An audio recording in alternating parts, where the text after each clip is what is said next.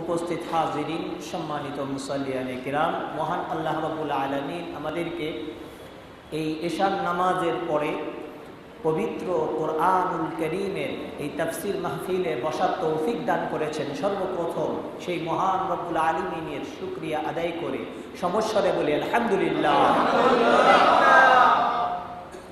আল্লাহ রাব্বুল আলামিন মানুষকে এবং মানব জাতির জন্য পৃথিবীকে যে সৃষ্টি করেছেন, মানব জাতির সেবার জন্য যা কিছু তৈরি করেছেন, এই সব কিছু তৈরি করার পিছনে আল্লাহ তাআলা খুব অত্যন্ত মায়া এবং মহব্বত নিয়ে সৃষ্টি করেছেন। এর অর্থ হলো যে আল্লাহ তাআলা প্রত্যেকটা জিনিসকে ভালোবাসেন। এর মধ্যে সব সৃষ্টিকুলের মধ্যে সবচেয়ে বেশি ভালোবাসেন মানব জাতিকে। এই কারণে আল্লাহ তাআলার ইচ্ছাও, আল্লাহ তাআলার মনসা, আল্লাহ তাআলা চান মানুষও যেন পরস্পরে খুব মিল মহাব্বত এবং হৃদ্যতার সাথে বসবাস করে। স্বয়ং আল্লাহ রাব্বুল আলামিন কোরআনের মধ্যেও বলেছেন, আল্লাহর রসুল সাল্লাল্লাহু আলাইহি ওয়াসাল্লামের মাধ্যমেও এমন রসুল যেই রসুলের কারণে আল্লাহ তাআলা এই উম্মতে মুহাম্মাদিকে শবে মেরাজ দান করেছেন, এত মহাসম্পদ দান করেছেন। শবে বরাত, যেটা আমরা গতকালকে রাত্রে আমরা পার করে আসলাম, গুনাহ মুক্তির রজনী হিসাবে দান করেছেন। এই ফজিলত আরো বিভিন্ন সময়ে আমল করবে অল্প, কিন্তু সওয়াবের অধিকারী হবে অনেক। ইবাদত করবে অল্প সময়, কিন্তু সওয়াব পাবে 1000 বছরের ইবাদতের সমান। এই সব ফজিলত যেই রসুলের মাধ্যমে মহান আল্লাহ রাব্বুল আলামিন আমাদেরকে দান করেছেন, সেই নবী আমাদেরকে বলছেন, তাহাদাও তাহাব্বু, হে আমার উম্মতেরা, পরস্পরে মহব্বতের সাথে তোমরা বসবাস করো। এক মুসলমান অপর মুসলমানের সাথে কখনো ঝগড়া বিবাদে তোমরা লিপ্ত হইও না। একে অপরকে তোমরা হিংসা করো না, একে অপরের ক্ষতি সাধন করার চেষ্টাও করো না। মহব্বতের সাথে থাকো। কিভাবে থাকবা? আল মুসলিমু আখুল মুসলিম, মুসলমান মুসলমান আপন ভাইয়ের মতো তোমরা বসবাস করো। যদি তোমার এক মুসলমান ভাই তার শরীরের কোনো একটা অঙ্গে যদি আঘাত পায়, পৃথিবীর যেই প্রান্তেই থাক না কেন, তুমি মনে করো তোমার নিজের শরীরে তুমি সেই ব্যথাটা পেয়েছো, সেই আঘাতটা তুমি তোমার নিজের শরীরে অনুভব করো। এরকম মহব্বত যেন তোমার অপর মুসলমান ভাইয়ের সাথে তৈরি হয়। আল্লাহ রাব্বুল আলামিন এই মহব্বত তৈরি হওয়ার আরেকটা বিভিন্ন পদ্ধতির মধ্যে একটা পদ্ধতি বলে দিচ্ছেন। কি? আল্লাহ রাসূল বলছেন, তাহাদাও তাহাব্বু, পরস্পরে তোমরা হাদিয়া দাও, বেশি বেশি উপহার দাও। এক মুসলমান ভাই আরেক মুসলমান ভাইকে হাদিয়া দাও। এমন না খালি ইমাম সাহেবকে আমি হাদিয়া দেব, আলেম দেখলে তাদেরকে হাদিয়া দিব, হাফেজ সাহেব দেখলে তাদেরকে হাদিয়া দিব, এমন না। আল্লাহর রাসূল সাল্লাল্লাহু আলাইহি ওয়াসাল্লাম এখানে কোনো সীমারেখা নির্ধারণ করেন নাই।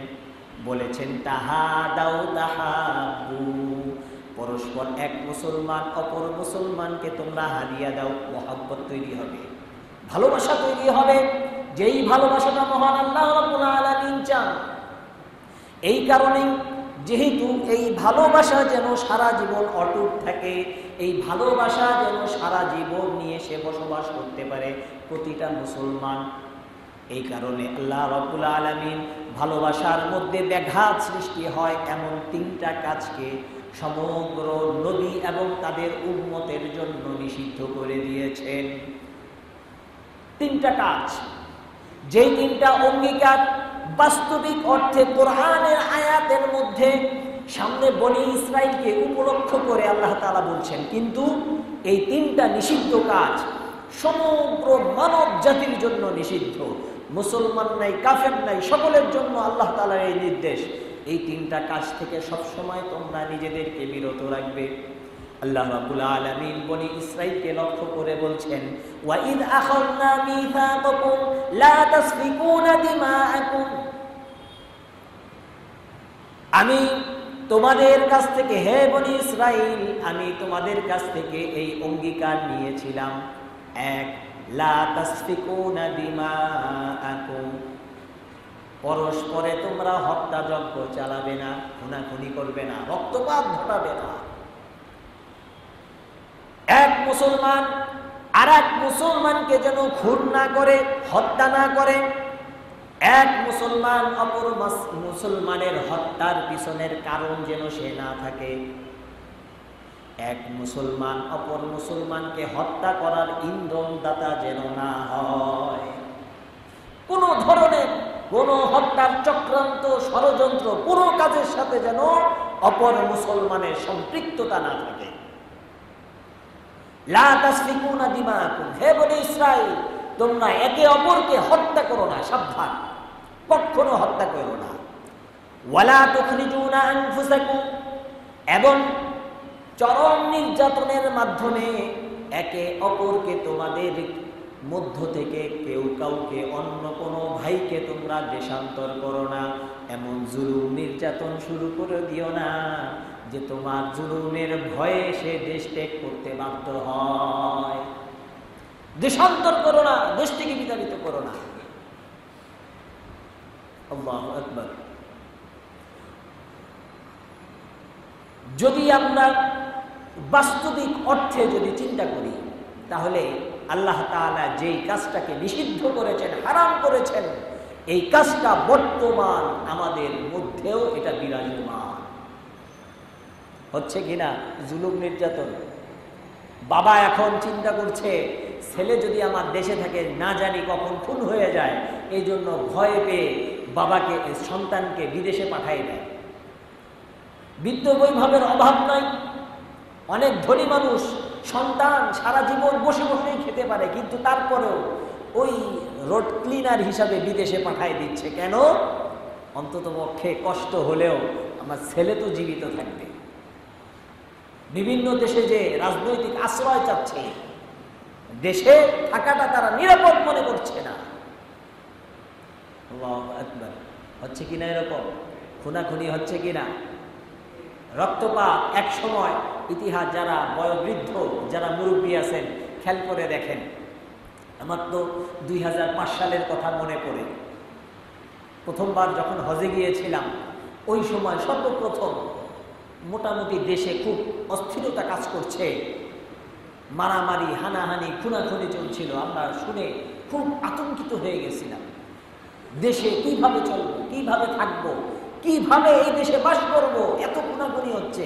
একদিনে 21টা, 22টা, 50টা খুন হয়ে যাচ্ছে।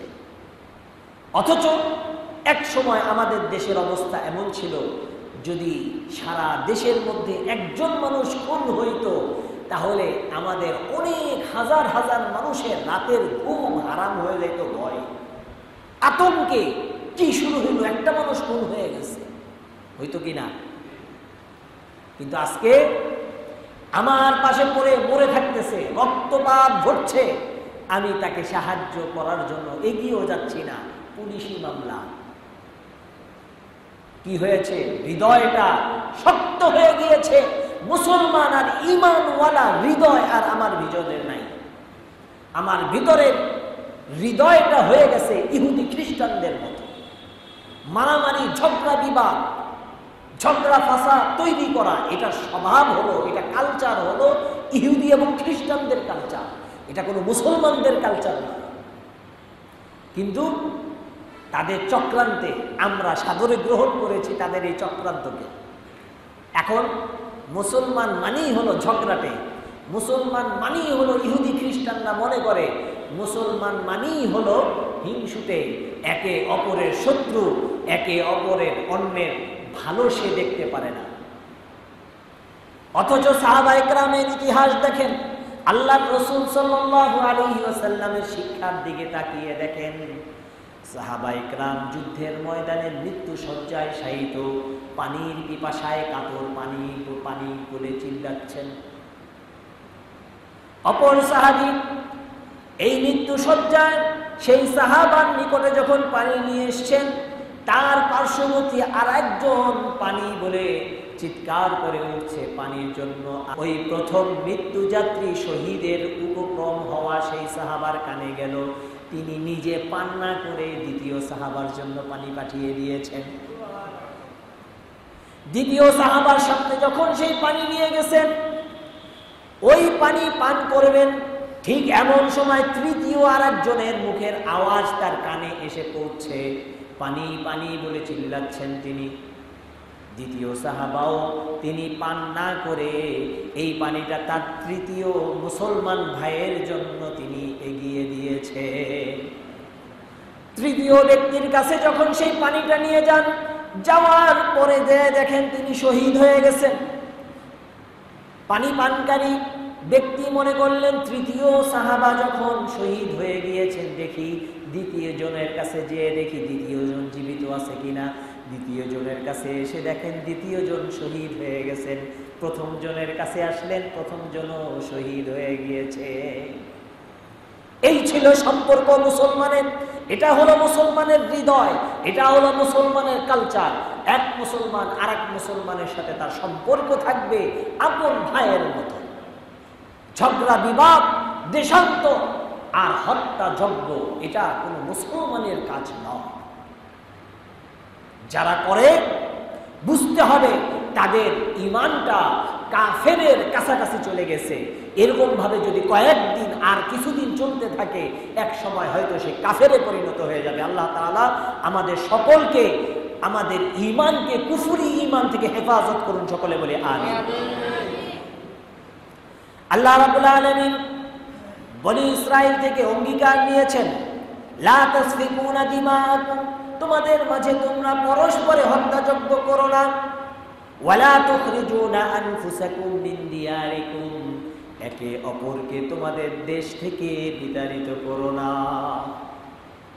তারা এমন ভাবে স্বীকার করেছে, কেমন যেন তারা স্বীকার করে সাক্ষ্য দিচ্ছেন আল্লাহর কাছে, সুম্মা আকরারতুম ওয়া আনতুম তাশহাদুন। তারা এমন ভাবে স্বীকার করছে যেন তারা আল্লাহর সামনে সাক্ষী দিয়েছেন, ইয়া আল্লাহ, আমরা তোমার এই অঙ্গীকারকে আমরা পালন করে আমরা সাক্ষী দিচ্ছি, অক্ষরে অক্ষরে এই অঙ্গীকার আমরা পালন করব।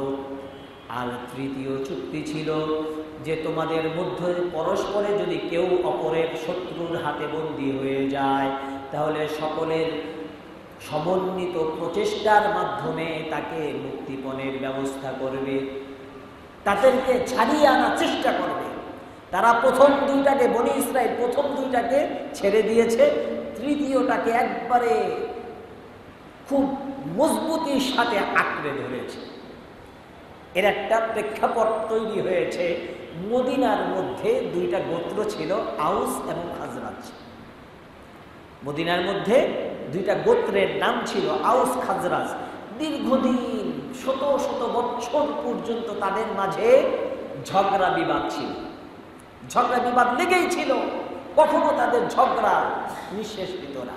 ওসিয়ত করে যেত, বাবা মারা যাওয়ার সময় সন্তানকে ওসিয়ত করে দিত, এই ঝগড়া তুমি জিয়াই রাখবা, ঝগড়া যেন শেষ না হয়।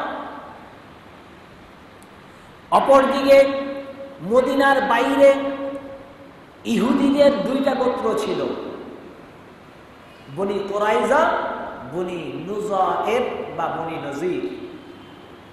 দুইভাবে তাদের নামটা বলা যায়। অনেকে বলেন বনি নজির আর অনেকেই বলেন বনি নুজায়ের, গোত্র একটাই। এই দুই গোত্রের মধ্যে বনি কুরাইজার সম্পর্ক ছিল আউস গোত্রের সাথে, তাদের সাথে যুদ্ধের চুক্তি ছিল। এই কয়দিন আগে আমাদের দেশে ইন্ডিয়ার প্রধানমন্ত্রী নরেন্দ্র মোদী এসে আমাদের সাথে, দেশের সেনাবাহিনীর সাথে, অস্ত্রের সেনাবাহিনীর সাথে চুক্তিতে আবদ্ধ হয়েছে যে তাদের ভিতরে যে তথ্য রয়েছে সেই তথ্য আদান প্রদান করবে। এরকম মদিনার আউস গোত্রের সাথে বনি কুরাইজা, ইহুদি গোত্র বনি কুরাইজার একটা চুক্তিপত্র হয়েছে আমাদের সাথে। বনি কুরাইজা বলছে আউস বলছে, আমাদের সাথে যদি কখনো খাজরাজ গোত্রের যুদ্ধ লাগে তাহলে তোমরা আমাকে সহযোগিতা করবা, আমাদের লোকবল অস্ত্রবল সব দিয়ে সার্বিকভাবে তোমরা আমাদেরকে সহযোগিতা করবে। অপরদিকে খাজরাজ গোত্রের সাথে বনি নজির বা বনি নুজাইর গোত্রের সাথে চুক্তিপত্র ছিল যে এইভাবে সহযোগিতা করবে। যখন পরস্পর আউস এবং খাজরাজের মধ্যে যখন যুদ্ধ হইত তখন দুই দলে সহযোগিতা করত।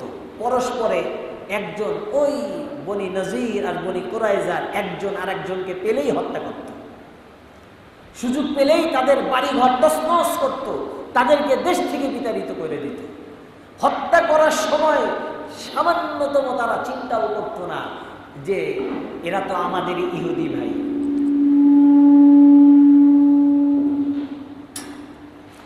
এরা তো আমাদের ইহুদি ভাই, এই কথা তারা চিন্তা করত না। আল্লাহু আকবার। এই জন্য তাদের এই স্বেচ্ছাচারিতা দেখে আল্লাহ তাআলা এই আয়াত নাজিল করছে। কিন্তু দেখা যাইত বনি নজির যদি বনি কুরাইজার কাউকে পাইতো হত্যা তো করত, বন্দী করত, দেশ থেকে বিতাড়িত করত। কিন্তু যদি তাদের কেউ একদল আর এক দলের কেউ যদি অপর দলের হাতে বন্দী হইত তখন তারা বনি নজির আর বনি কুরাইজা এক হয়ে চান্দা কালেকশন করে তারপরে তাদের ভাইদেরকে ওই মদিনায় অবস্থানকারী আউস এবং খাজরাজ যার হাতেই বন্দী হোক না কেন সবাই মিলে চাঁদা গ্রহণ করে তারপর তাদেরকে মুক্তির ব্যবস্থা করত। এইটা তারা তার অক্ষরে অক্ষরে পালন করত। আর বাকি হত্যাযজ্ঞ করা নিষিদ্ধ করেছেন আল্লাহ তাআলা পরস্পরে, এবং দেশ থেকে বিতাড়িত জুলুম নির্যাতনকে আল্লাহ তাআলা হারাম করেছেন। এইটা তারা কোনো ঘুণাক্ষরেও তারা পালন করত না।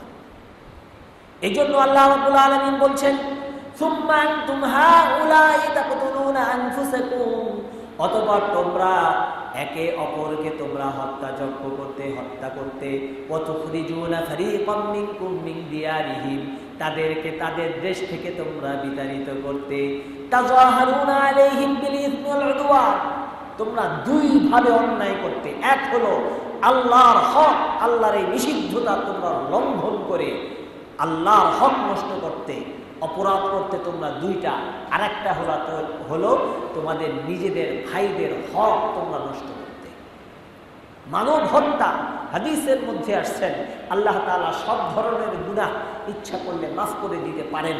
এটা আল্লাহ তাআলার ক্ষমতায় রয়েছে। আল্লাহ তাআলা গনি, আল্লাহ তাআলা গফুর, আল্লাহ তাআলা রহমান। তার রহমানের গুণে, তার গফফারের গুণে, তার জব্বারের গুণে আল্লাহ তাআলা সব গুনাহ মাফ করে দিতে পারেন। কিন্তু হত্যা এমন জঘন্য অপরাধ, এই হত্যার গুনাহ আল্লাহ তাআলা কখনো মাফ করবেন না। খালি মাফ না, এটা তো আখিরাতের শাস্তি, দুনিয়ার শাস্তিও আছে। আল্লাহ তাআলা যতদিন দুনিয়ার জীবনে থাকবে তাদেরকে লাঞ্ছনার জীবন দান করবেন, তাদেরকে অস্থিরতার জীবন দান করবেন। কখনো তারা শান্তিমতো দুনিয়াও বসবাস করার সুযোগ আল্লাহ রাব্বুল আলামিন দিবেন না। এটা আমার কথা নয়, এটা কোরআনের কথা।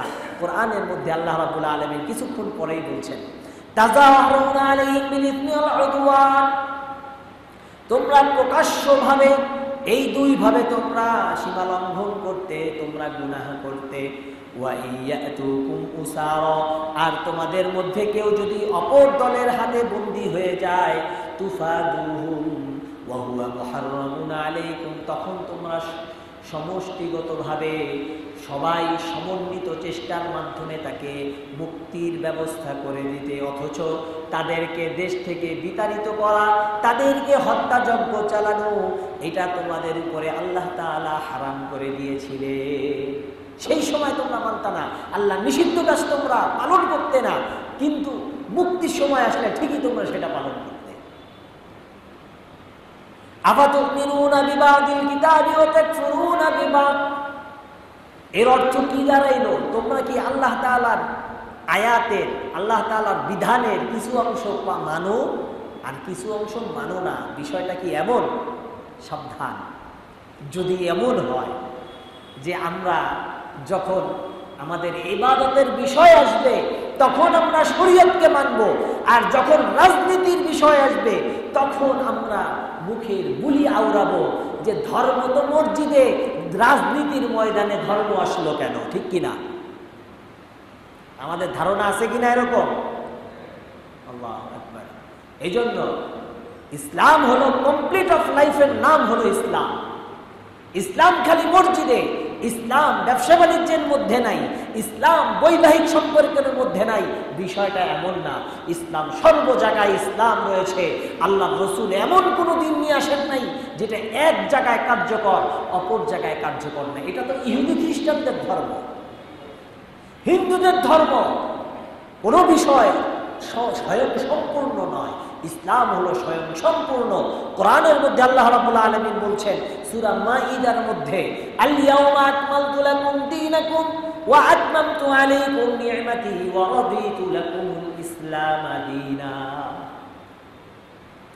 আজকে হে রাসূল, আজকে আমি আল্লাহ তাআলা আপনার দিনকে পরিপূর্ণ করে দিলাম এবং আমার যত নিয়ামত রয়েছে সমগ্র নিয়ামতকেও আমি পরিপূর্ণ করে দিলাম।